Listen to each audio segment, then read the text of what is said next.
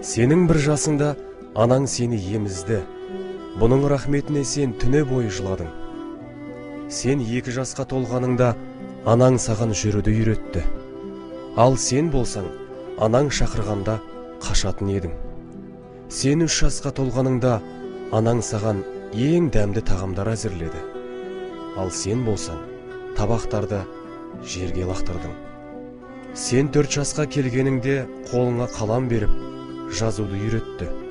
Ал сен болсаң, дуалдарды шимақтадың. 5 жасқа толғаныңда анаң сені әдемі киімдермен киіндірді. Бұның рахметіне сен үйге кір қожалақ болып оралар едің. 6 жасқа толғаныңда анаң сені мектеп қабырғасына алып келді. Ал сен болсаң, оқымаймын деп, бақырып жылап сабақтан қаштың. 10 жасқа толғаныңда анаң сені құшағына алу үшін мектептен қашан келер екен деп сарғая күтіп отырды. Ал сен болсаң, дереу бөлмеңе қарай асықтың. Сен 18-ге толып ер жеткеніңде анаң балам есейді деп көзіне жас алды. Ал сен болсаң, мен машина мінгім келеді дедің.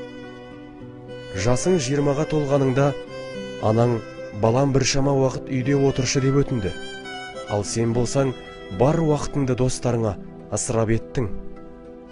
Сен 25-ке келгеніңде анаң той жасап сені үйлендірді. Ал сен болсаң, лажы болса, үйден ұзақ болайын деп анаңды тастап, әйеліңмен бірге еншіңді алып кеттің. Жасың 30-ға толып бала шағалы болғаныңда анаң бала тәрбиесінде көмек бергісі келді.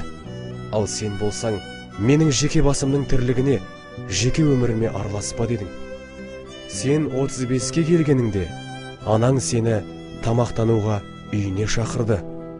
Ал сен болсаң, тығыз шаруаларым көп, уақытым жоқ дедің. Сен 40-қа келгеніңде анаң саған телефон соғып, балам, мен науқаспын, сенің қолғабысыңа мұқтажбын дегенде, сен ата-ананың проблемалары балаларын мазалайды дедің. Бір күні анаң о дүниеге аттанады. Ананың балаға деген махаббаты өзімен бірге кетеді. Білгін, ананың о дүниеге аттануымен сен үшін жәннат есіктерінің бірі жабылады. Егерде сенің анаң әлі күнге дейін тірі болса, оны жалғыз қалдырма. Қолыңнан келгенше анаңа жақсылық істе. Ол қандай сөз айтса да, анаңды бақытты қылуға тырыс. Еш уақытта анаңа ашуланушы болма. Оның саған деген махаббаты орналасқан жүрегін жаралайтын ауыр сөздер айтушы болма. Сенің жалғыз ғана анаң бар.